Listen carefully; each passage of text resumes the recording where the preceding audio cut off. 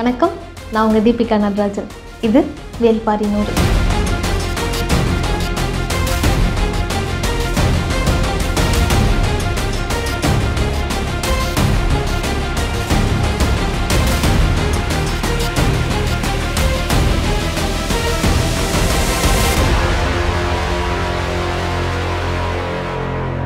ஆதி காலத்தில் நம்மளுடைய சமூகம் பொது உடைமை சமூகமாக இருந்தது அப்படின்னு எல்லாரும் சொல்லி நீங்கள் கேட்டிருப்பீங்க. அப்படி என்ன சிறப்பு அப்படின்னு கேட்டால், இங்கே உழைப்பின் மூலமாக கிடைக்கக்கூடிய அந்த பொருட்களும் எல்லாருக்குமே சமமானதாக இருந்தது. ஆனால் எல்லாராலையுமே இதை ஏற்றுக்க முடியல. தான் தலைவனாகணும் அப்படின்னு அந்த கூட்டத்தில் இருக்க ஒரு சிலர் விரும்ப ஆரம்பிக்கிறாங்க. அவங்க விரும்பியபடியே அந்த கூட்டத்துக்கு அவங்க தலைவனாகவும் ஆகிறாங்க.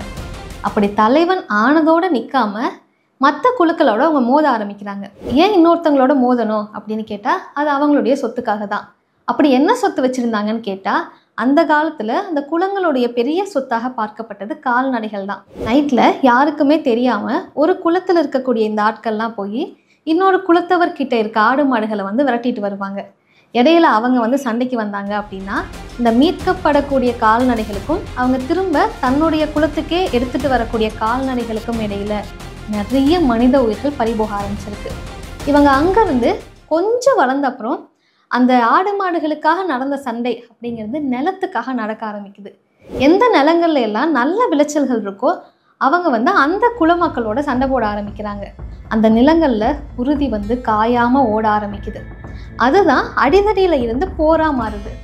அந்த காலகட்டம் முடிஞ்சு இன்னொரு காலகட்டம் வரும்போது இந்த நிலம் அப்படிங்கிறத கடந்து அடிமைகளுக்காக சண்டை போட ஆரம்பிக்கிறாங்க.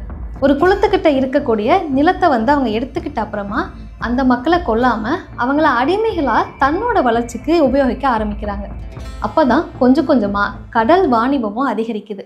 அந்த கடல் வணிகத்துக்கு தேவையான அடிமைகளுக்காக இன்னும் பெரிய பெரிய சண்டைகளும் பெரிய பெரிய போர்களும் நடக்க ஆரம்பிக்குது. இந்த பெரிய போர்களை ஜெயிச்சவங்க எல்லாமே தங்களுக்கு அப்படின்னு சொல்லி சில விதிமுறைகளை கட்டமைச்சுக்கிறாங்க. அவங்களுக்குன்னு ஒரு சின்னம், அவங்களுக்குன்னு ஒரு சட்டத்திட்டம், மணிமுடி, வெண்கொற்ற குடை, அவங்களுக்குன்னு ஒரு பெரிய நிலப்பரப்பு, அதை கேட்க மக்கள், அதை பார்த்துக்க ஆட்கள், இப்படின்னு தன்னுடைய இடத்த அவங்க பெருக்கிட்டே போகிறாங்க. அது மட்டும் இல்லாமல் அந்த குலத்தலைவர்கள் எல்லாமும் ரொம்ப பெரிய ஆட்களாக வளர்ந்த அப்புறம் இனி எங்களை அரசன்னு சொல்லணும், எங்களை ராஜான்னு சொல்லணும் அப்படின்னு அறிவிச்சுக்கிறாங்க. அவங்க எல்லைக்குட்பட்ட மக்கள் அந்த அரசர் என்ன சொல்கிறாரோ அதை தான் கேட்டு நடக்கணும் அப்படின்னு சொல்ல ஆரம்பிக்கிறாங்க. ஆனால் அவங்களோட எல்லை எதுவோ அது வரைக்கும் மட்டும்தான் அவங்களோட அரசாணைகள் செல்லுபடியாச்சு. இந்த சண்டைகளில் இருந்து தப்பிச்சு பிழைச்சவங்களும் இதை ஏற்றுக்க முடியாத குலங்களும் இந்த நிலப்பரப்பை விட்டு காடுகளுக்கும் மலைகளுக்கும் இடம்பெயர ஆரம்பிக்கிறாங்க.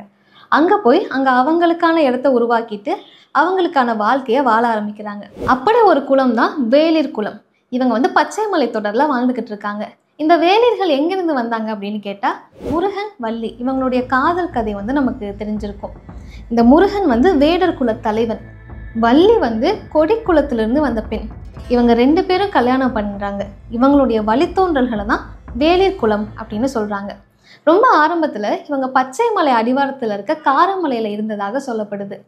முருகனுக்கு பிறகு அந்த குலத்தை வழிநடத்தக்கூடிய பொறுப்பு முருகனுடைய நண்பரான எவ்வி அப்படிங்கிறவருக்கு போகுது. இந்த எவ்வி என்ன பண்ணுறாரு அப்படின்னா, காரமலையிலேருந்து இடம்பெயர்ந்து பச்சை மலை தொடரில் இருக்க ஆதிமலைக்கு போகிறாரு.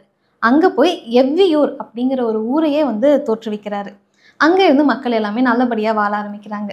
இந்த எவ்வியோட வழித்தோன்றல்களில் வந்த 42வது ஆள் தான் வேல்பாரி. இவர் தான் இந்த வேல்பாரி கதையினுடைய நாயகர். வேல்பாரியை பற்றி இன்னும் தெரிஞ்சுக்கணுமா? அடுத்த வீடியோவை பாருங்கள்.